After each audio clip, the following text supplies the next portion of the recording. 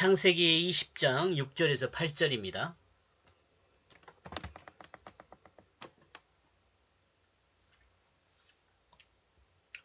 6절. 그러자 하나님은 그에게 꿈에 말하고 있다. 나 또한 내가 이렇게 행하는 너의 마음이 순진한 줄을 알고 있다. 그러므로 나 또한 너를 죄로부터 막고 있다. 나는 내가 이 여인을 이와 같이 가까이서 만지지 못하게 함께하고 있다.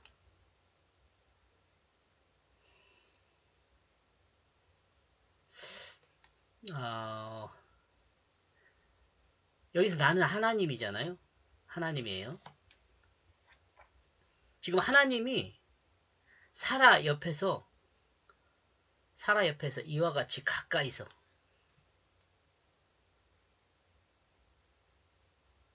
사라와 함께하고 있는 거죠.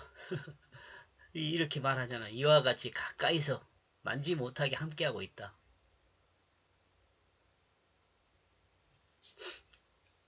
지금 아비멜렉의 꿈에 하나님이 나타나서 지금 아비멜렉에게 말하고 있는 겁니다. 말씀하고 있는 겁니다.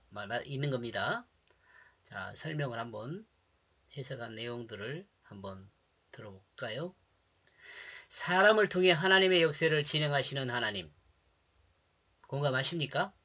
사람이 하나님의 역사를 벗어나거나 반역할 때 하나님의 방법으로 교정하시고 하나님의 뜻을 따르지 않을 때는 다른 사람을 사용해서 하나님의 역사를 진행하십니다. 이 부분에서 좀 생각하게 저는 한 부분입니다. 이 부분이. 하나님의 소명을 받아가지고 부름을 받아서 목회를 하는 사람들 있을 거예요. 저 같은 경우는 네가 할 일이 그 일이다 라고 말씀을 하셨고 거기까지만 하신 거 아니야. 너가 아니어도 할 사람은 있다. 그렇게 말씀하시더라고요. 그런 것을 경험했기 때문에 아마 이런 내용들을 기록하지 않았나 이렇게 생각을 합니다. 하나님의 뜻은 우리에게 정해져 있습니다. 그런데 내가 그 일을 하지 않잖아요. 그럼 다른 사람이 그 일을 하게 돼요. 그런다 하나님의 뜻을 행하는 것이 가장 온전한 거죠.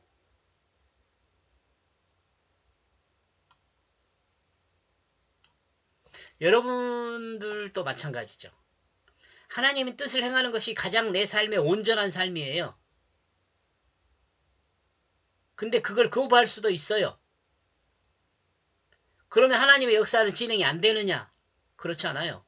다른 사람을 사용해서 하나님의 방법을 사용해서 또 그 일을 해내세요. 그런데 아비멜렉을 통해 진행하려는 역사에 아비멜렉이 하나님의 역사를 벗어나려 할 때 하나님은 직접 아비멜렉을 간섭하십니다. 이제 직접 이렇게 아비멜렉을 간섭할 때 이때는 그 하나님을 향한 귀가 열려 있어야겠죠. 나와 여러분도 마찬가지죠. 하나님을 향한 귀가 열려 있지 않으면 듣지를 못하겠죠. 아비멜렉의 변명과 논리에 긍정하면서 지금 하나님입니다. 하나님이 아비멜렉의 변명과 논리에 긍정하면서 아비멜렉으로 하여금 하나님이 인도하는 길로 들어가도록 하고 있죠. 하나님의 방법이죠. 이게. 그러면서 하나님은 분명하게 이야기하고 있습니다. 이 역사를 진행하는 것은 하나님 자신이라는 것을 말이죠. 즉 아비멜렉이 사라를 가까이 하지 않게 되는 것은 하나님이 아비멜렉으로 하여금 가까이 할 수 없도록 막고 있기 때문이라고 말해요. 공감하십니까? 이 내용을?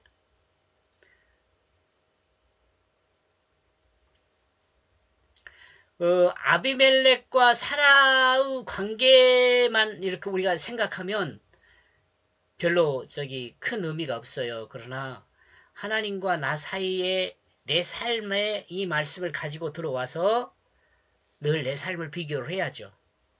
그래야 하나님의 인도하심을 받을 수 있어요. 그러니까 이런 깊이 있는 하나님과의 교제가 있어야 그리스도인으로서 이 땅에서 하나님 뜻 가운데 살 수 있다는 거예요. 하나님과 이런 깊이 있는 교제를 하지 않으면 우리 성경에서 말하고 있다. 날마다 내가 살아나요. 내가 살아난다는 것은 무슨 말이냐면 내 맘대로 하고 싶은 마음이 계속 있어요. 그럴 때마다 우리는 어때요? 이 내 마음대로 하고 싶은 그 마음을 죽여야 돼요. 죽었다고 믿어야 돼요. 아, 죽은 마음 왜 또 살아나지? 그런 식으로 믿어야 돼요. 아, 나는 죽었지. 내 중심으로 살고 싶은 그건 죽었지. 이렇게 믿어야 돼요. 나는 죽었다고 믿고 나는 예수 생명으로 살았다고 믿고 내 자신을 하나님 말씀 위에 다시 세워야죠. 그래서 하나님 뜻대로 살아야 돼요. 하나님 뜻대로 사는 거 그렇게 어려운 말이 아니에요. 쉬운 일은 아니에요. 하나님 뜻대로 사는 게 쉬운 것은 아니에요. 근데 그 말이 어려운 말은 아니에요. 하나님 뜻대로 산단 말이. 왜? 1차적으로 진실하게 살면 돼요. 내 마음이 어떤 일을 여러분과 제가 판단함에 있어서 이거 거짓이냐 진짜냐 이걸 알아야 돼. 이거 진짜 있는 거냐. 진짜인 경우는 행하세요. 진실한 양심이 살아있는 사람은 하나님의 음성을 들을 수 있습니다. 그러나 그 양심에 거짓이 살아 그 자신을 주장하는 사람은 하나님의 음성을 들을 수 없습니다. 내가 진실하지 않으면 여러분 그런 경험 한번 해보세요. 여러분이 진실한 삶을 살면 살수록 여러분의 꿈, 잠자면서 꾸는 꿈 있잖아요. 그 꿈이요 현실과 닮아져요. 진실하면. 거짓이 많으면 많을수록 현실에서 멀어져요. 우리 여러분 이시영 교수가 그런 이야기 하잖아요. 꿈에 대해서 설명을 할 때 그 인간의 가장 밑바닥에 깔려있는 저급한 것이 꿈으로 나타난다. 그렇게 이야기해요. 그런데 진실한 사람이 되면요. 그 저급한 것이 나타난 것이 아니에요. 정말 고급스러운 현실의 사실이 나타나요. 이건 심리학 책에 나와 있는 이야기가 아니에요. 여러분이 한번 실험을 해보세요. 여러분 스스로가 오늘 순간 진실했으니까 진실한 내 꿈이 될 거다 그렇게 생각하지 말고 진실한 삶을 쭉 하면 점점 여러분 자신의 꿈도 변화된 것을 느낄 수 있어요. 좀 이상한 소리 했나요? 지금 이 내용을 설명하면서 그렇습니다. 진실한 양심으로 살아가는 사람은 하나님의 음성을 들을 수 있다. 진실한 양심 한번 더 설명을 할까요? 진실한 양심은 속에서 마음에서 생각하는 것이나 겉으로 행동하는 것이나 똑같을 때 양심이 진실하는 거예요. 속마음 따로 밖으로 드러나는 행동 따로 이 양심불량이죠.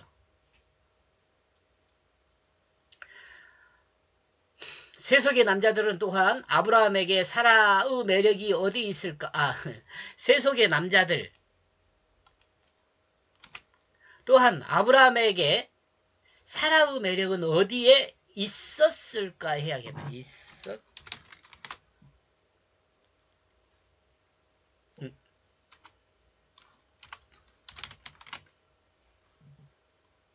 나이가 89세입니다. 이제 누가요? 사라가요. 이 여인의 매력이 뭘까요? 그리고 세세고 사라에 대한 평가를 통해 하나님은 무슨 뜻을 전하고 있는 걸까요? 이게 중요하죠? 사라가 98살이든 100살이 넘었든 상관없어요. 왜요? 우리에게 지금 이 이야기를 통해서 하나님께서 뭘 전달하고 있느냐를 들어야죠. 어쩌면 사라에 대한 세속의 평은 의미가 없을 수 있습니다. 하나님은 아브라함에게 말하고 있습니다. 하나님은 살아서 하나님 말씀을 듣고 읽고 하나님의 사람에게 말하고 있습니다. 여기가 우리죠, 우리. 하나님은 살아서 듣고 읽고 있는 나와 여러분에게 하고 있는 말이죠. 말씀이죠. 그러므로 이 말씀은 절망 가운데 있는 사람에게 생명의 힘을 주는 말씀입니다. 과거 기억 속에서 하나님의 인도하심을 되새기면서 현재의 문제를 극복할 수 있도록 하는 말씀입니다. 지금 그 애굽으로 내려갔을 때 이런 일이 있었고요. 다시 지금요 남서쪽 이제 그쪽으로 그 내려가서 지금 이 아비멜렉이 있는 그 지역에 내려가서 지금 이런 일이 있는 거죠. 2번 반복되죠. 근데 이 그 아비멜렉이라는 사람의 이름이 의미가 뭐라고 했어요? 대색이다 그랬죠? 아니군요. 아비멜렉은 대색이다가 아니고 왕이라는 의미고 가데스 가데스가 그렇다 그랬죠.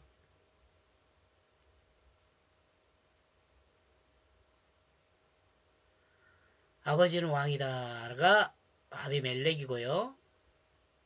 그 다음에 가데스 제가 외우고 있지를 못해서 그랄이 대세김질이네요. 대세김질 대세김질 외웁시다. 대세김질 우리는 뒤를 돌아보고 내 삶을 대세김질 해봐야 돼요. 생각으로. 근데 지금 여기서 아브라함이 지금 그 과거의 생각을 되새김질하면서 자신을 돌아봐야 보게 하는 내용이잖아요. 우리 자신도 아브라함처럼 내 자신의 과거를 돌아보면서 되새김질해야 돼요. 쭉 한번 돌아보는 거죠. 과거를. 그래야 미래를 어떻게 해야겠다는 생각이 들 거 아니에요. 그죠?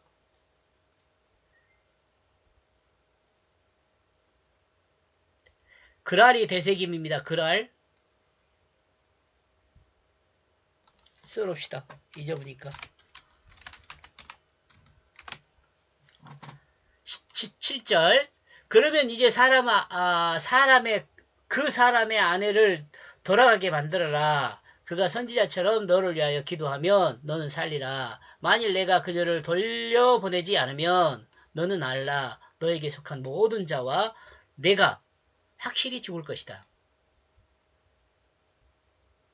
이제 하나님은 하나님의 질서를 아비멜렉에게 이야기하고 있습니다. 하나님이 아비멜렉에게 정상적인 질서를 회복하는 것은 아브라함의 아내를 아브라함에게 돌려보내는 것이라고 말합니다. 그러면 하나님의 질서를 따라 아브라함은 아비멜렉을 위해 기도할 것이고 이 기도를 따라 하나님은 아비멜렉에 내려질 수도 있었던 죽음의 벌을 내리지 않겠다고 말씀하시죠. 그냥 단순하게 사라를 아브라함에게 돌려보내는 것으로 끝나는 것이 아니었습니다. 그죠? 하나가 또 조건이 또 있죠. 아비멜렉이 용서를 받기 위해서는 아브라함의 기도가 필요한 것이었습니다. 이는 하나님이 약속한 것에 대한 분명한 응답입니다. 아브라함이 여기서 응답이라는 것에 대해서 설명합니다. 아브라함이 축복하는 자를 축복할 것이요 아브라함이 저주한 자를 하나님이 그에게 저주를 내릴 것이다. 이는 하나님이 아브라함에게 약속한 언약의 말씀입니다. 곧 이 말씀이 분명하게 진행되고 있습니다. 여기서 이렇게 생각하면 애굽에서도 그랬다는 것으로 생각해 볼 수 있죠. 우리가 지금 되새기고 있는 거니까요.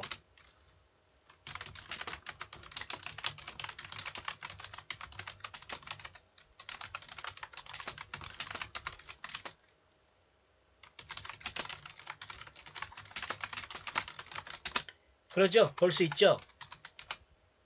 애굽에서도 이와 같이 일이 있었어요.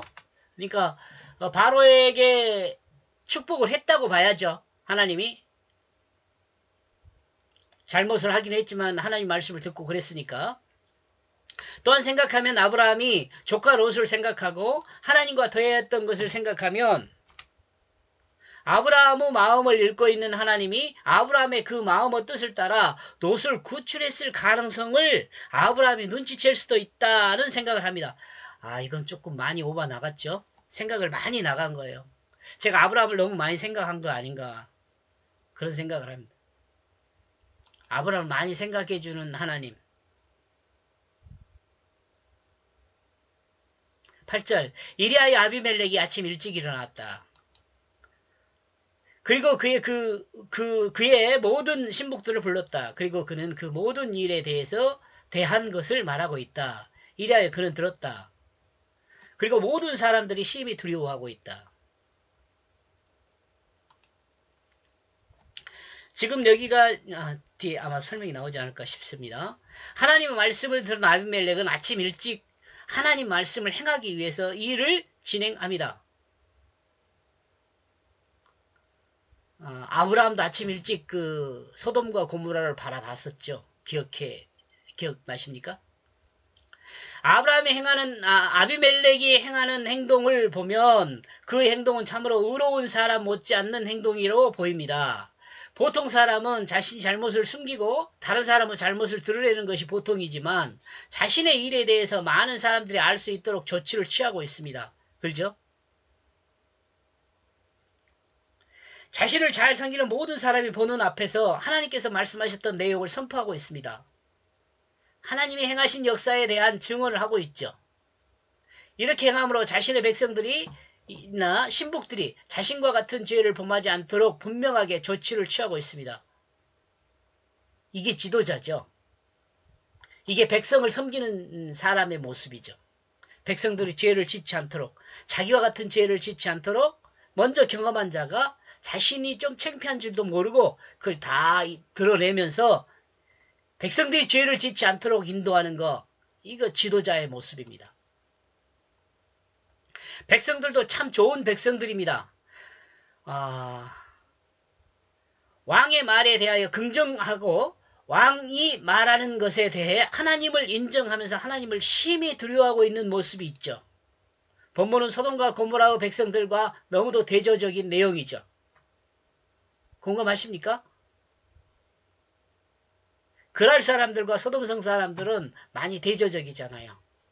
근데 이게 여기서 많이 대조적인 것은 그 그랄 왕 아비멜렉도 좀 대단하고 그 다음에 소돔에서 살았던 롯도 이렇게 서로 비교를 해볼 수 있죠. 좀 시간이 많이 갔습니다. 잔소리가 많아가지고. 이렇게 해서 창세기 20장 1절에서 8절은 아브라함이 그랄에 거주할 때 그곳 사람들은 그를 두려워했다라고 정리해 보았습니다. 여러분 멈추시고 묵상을 좀 해보시기 바랍니다. 고맙습니다.